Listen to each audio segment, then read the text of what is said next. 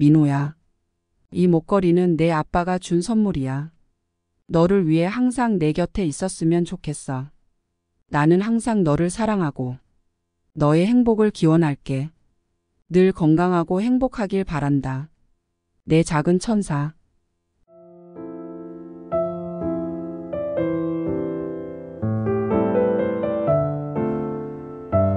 안녕하세요. 초록백세입니다. 이야기의 주인공 김민호의 엄마 소영이 민호에게 남긴 마지막 편지입니다. 이 이야기는 고독과 외로움 속에서 서로를 발견하고 인연을 맺는 이야기입니다. 현대 사회에서도 존재하지만 종종 무시되거나 잊혀지는 사람들의 삶을 통해 우리는 더 넓은 사회적 문제와 동물적인 인간의 소외를 다룹니다. 이 이야기는 우리가 서로에게 더 나아가면서 어떻게 연결될 수 있는지를 탐구합니다. 그럼 이야기를 시작합니다. 제목 고독 속의 인연. 부산역의 한켠 낡은 옷차림에 무표정한 얼굴을 한 노숙자. 김진철은 늘 주변을 배회했다. 그의 거친 성격은 다른 노숙자들조차 그를 피하게 만들었지만 아무도 그가 20여 년 전 실종된 아들을 찾기 위해 이곳에 머물고 있다는 사실을 알지 못했다. 그의 눈빛은 늘 어딘가를 향해 있었고 그곳에는 그리움과 고통이 서려 있었다. 20년 전 김진철은 외양 어선의 선원이었다. 가족과 멀리 떨어져 몇 년 동안 바다를 떠도는 삶을 살았다. 오랜 시간 동안 가족과의 유대는 약해졌고 가정에 대한 책임감과 애정은 점차 희미해졌다. 그는 바다 위에서 외로움과 고독을 느끼며 술과 도박에 의존하게 되었다. 해외에서 그는 새로운 가정을 꾸렸다. 그러나 술과 도박은 그의 삶을 지배했고 결국 그로 인해 가정은 파탄났다. 김진철은 큰 상실감과 죄책감에 시달리며 모든 것을 잃고 말았다. 해외에서 떠돈 지 10년이 지난 후 김진철은 한국의 아내가 병으로 세상을 떠났다는 사실과 아들이 실종되었다는 소식을 뒤늦게 알게 되었다. 그 충격으로 그는 술에 취해 노숙자가 되었다. 그는 마지막 핏줄인 아들을 찾기 위해 부산역을 떠돌며 고독한 생활을 시작했다. 김민호 20대 청년. 그는 보육원 출신으로 편의점에서 아르바이트를 하며 살아가는 착한 청년이었다. 김민호는 어머니 최소영과 함께 살았었다. 최소영은 또한 보육원 출신으로 힘든 생활을 견디며 아들 민호를 키웠다. 그러나 신장병으로 인해 그녀는 점점 건강이 악화되었고 결국 민호를 홀로 남겨두고 세상을 떠났다. 민호는 이웃 주민의 도움으로 보육원에 보내졌다. 그는 어려운 환경 속에서도 성품이 온화하고 남을 배려하며 열심히 살아갔다. 보육원을 졸업한 후 편의점에서 아르바이트를 하며 자립하려고 노력했다. 그러나 그는 돌아가신 어머니와 같은 신장병을 앓고 있어 신장 이식이 필요한 상황이었다. 민호는 성품이 온화하여 편의점에 찾아오는 노숙인들과 버려진 개와 고양이들에게도 친절했다. 그는 어려운 상황 속에서도 항상 웃음을 잃지 않았지만 신장병이라는 큰 병을 앓고 있어 이식이 절실했다. 어느 날 민호는 편의점에 찾아온 김진철을 보게 되었다. 김진철은 늘 그렇듯 거칠게 행동했지만 민호는 그에게 친절하게 대했다. 두 사람 사이에 특별한 인연이 있다는 것을 전혀 모른 채 민호는 김진철에게 따뜻한 음식을 건넸고 김진철은 잠시 동안 그의 호의에 감동받았다. 시간이 흘러 민호의 건강은 점점 악화되었고 병원에서는 신장 이식이 시급하다는 진단을 내렸다.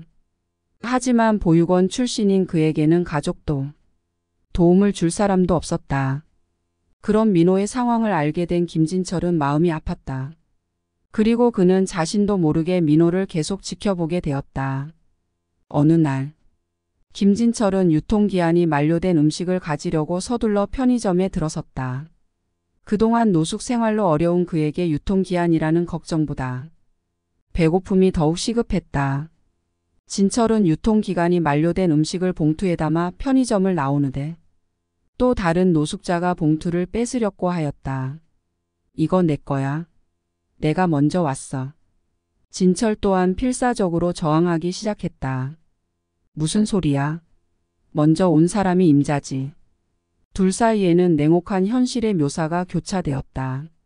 그들은 노숙 생활로부터 눈에 띄게 낡은 모습이었지만 그들의 손은 그 속에 살아 숨쉬는 갈등과 절망을 실어 나르고 있었다. 그때 편의점 앞에 지나가던 민호는 이들의 다툼을 듣고 급히 다가갔다. 저기요, 두 분. 평화롭게 해결할 수 있는 방법이 있어요. 김진철과 노숙자는 민호의 등장에 놀라며 순간적으로 멈추었다. 그때 김진철의 시선은 김민호의 목에 걸린 목걸이에 머물렀다. 그 목걸이는 은은한 빛을 발하며 진철에게는 오래전 아내에게 선물했던 그 목걸이와 똑같은 모습이었다. 김진철은 감정이 얽힌 순간에 얼굴이 미소를 지었다. 이 목걸이는 나의 아내가 가지고 있었던. 노숙자는 잠시 혼란스러움을 틈타 김진철과 민호를 쳐다보다가 식품이 든 봉투를 들고 가버린다. 시간이 멈춘 듯한 두 사람. 학생, 이 목걸이는? 김진철이 민호에게 물었다. 아, 이 목걸이는 어머니의 유품이에요. 그 순간 김진철과 김민호는 서로에게서 떨어진 삶의 조각을 발견했다.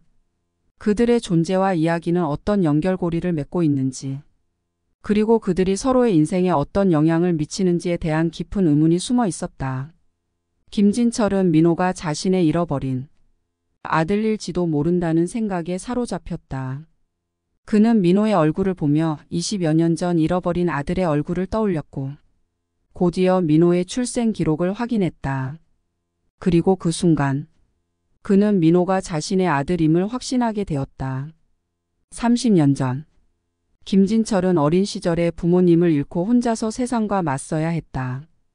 그의 삶은 고독과 외로움으로 가득 차 있었지만 그는 그 속에서 자신을 다잡고 살아가기 위해 애썼다. 김진철은 20대 초반 고향을 떠나 부산으로 왔다. 그는 일자리를 찾기 위해 다양한 일을 전전했지만 사회적 안전망 없이 살아가는 일은 쉽지 않았다.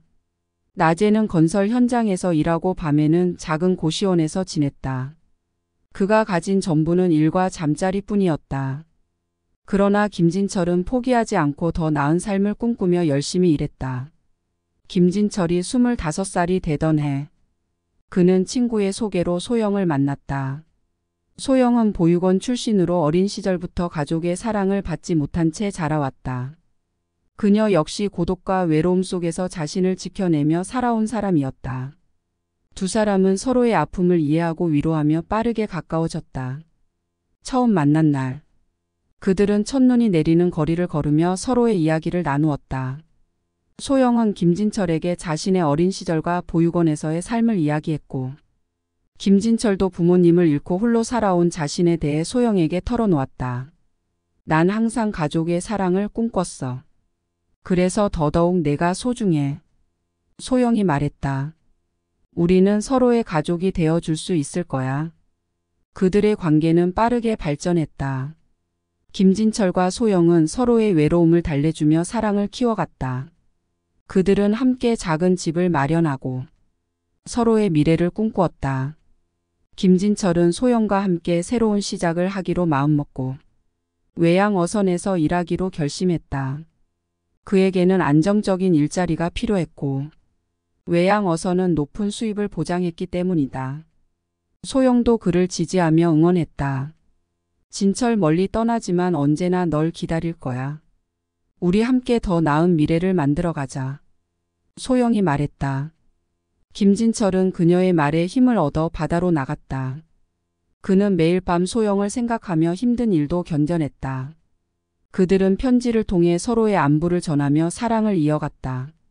그러나 몇 년 후, 김진철은 외양 어선에서 일하는 동안 소영이 신장병으로 세상을 떠났다는 소식을 듣게 되었다. 그는 그 소식을 듣고 큰 충격에 빠졌다. 그의 모든 계획과 꿈은 무너져 내렸고 그는 다시 혼자가 되었다. 김진철은 방황하며 결국 술과 도박에 빠지게 되었다. 진철은 소영이 세상을 떠나고 몇 년 뒤늦게 소영의 마지막 편지를 발견하는데 배 속에 아이가 있다는 내용이었다. 사랑하는 진철에게. 진철. 이 편지를 읽고 있을 때쯤 나는 아마 이 세상에 없겠지. 내가 떠나기 전에 꼭 전하고 싶은 이야기가 있어서 이렇게 글을 남겨. 나의 이야기를 잘 들어주길 바래. 진철, 너와 함께한 시간은 나에게 너무나도 소중했어. 우리 서로의 아픔을 이해하고 위로하며 사랑을 나눌 수 있었던 그 시간들 덕분에 나는 비로소 살아있다는 느낌을 받을 수 있었어. 고마워, 그리고 사랑해.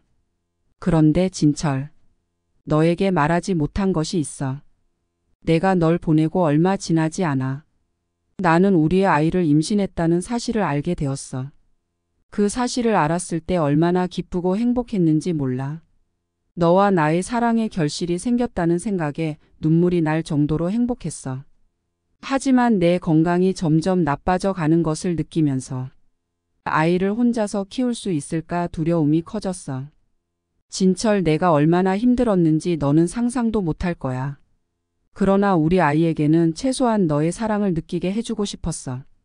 그래서 나는 그동안 혼자 힘들게 버티면서 아이를 낳고 길러왔어. 우리 아이는 정말 귀엽고 사랑스러운 아이야. 이름은 민호라고 지었어. 너와 내가 함께 지어줄 수 있기를 바랬지만 그러지 못해 미안해. 민호는 내 모든 것이었고 나는 그를 위해 최선을 다해 살았어. 진철, 이제 내가 떠나지만 민호에게는 내가 있어야 해. 민호에게 아빠가 있다는 걸 알려주고 그가 혼자가 아니라는 걸 느끼게 해줘. 나는 너를 믿어. 우리 민호를 잘 부탁해. 마지막으로. 진철, 내가 떠나도 나를 잊지 말아줘. 나는 항상 너를 사랑했고 우리의 아이를 사랑했어. 그 사랑은 영원히 사라지지 않을 거야. 사랑을 담아. 소영. 김진철은 편지를 읽는 내내 눈물을 흘렸다.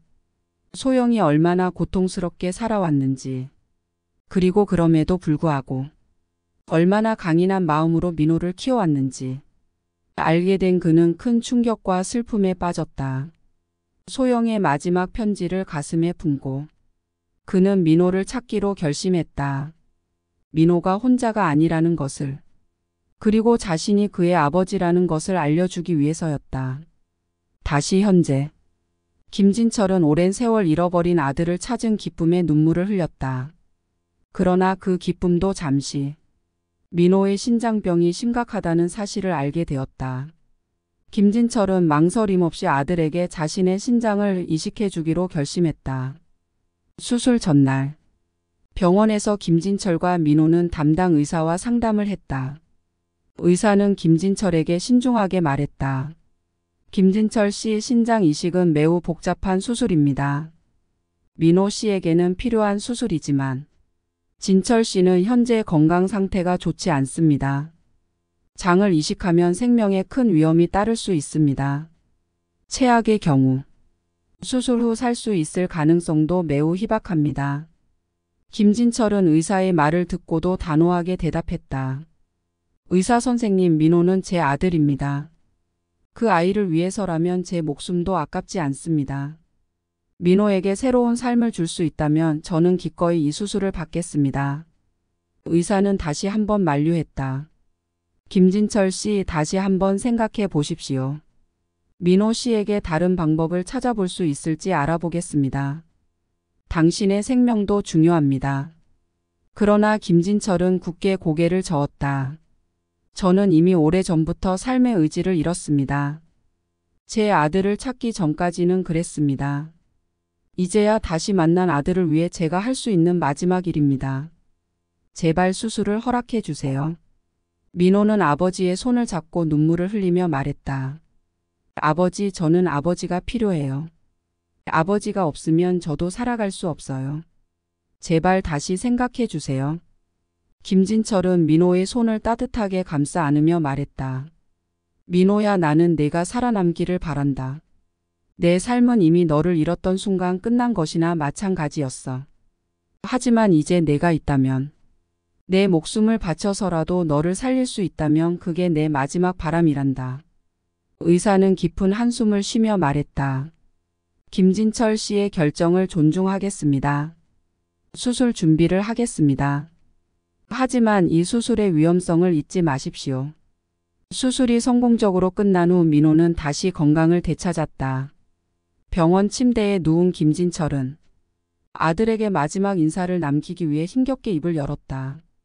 민호야, 이제 너는 건강하게 살아갈 수 있게 되었다. 내가 이렇게 살아있어줘서 정말 고맙구나.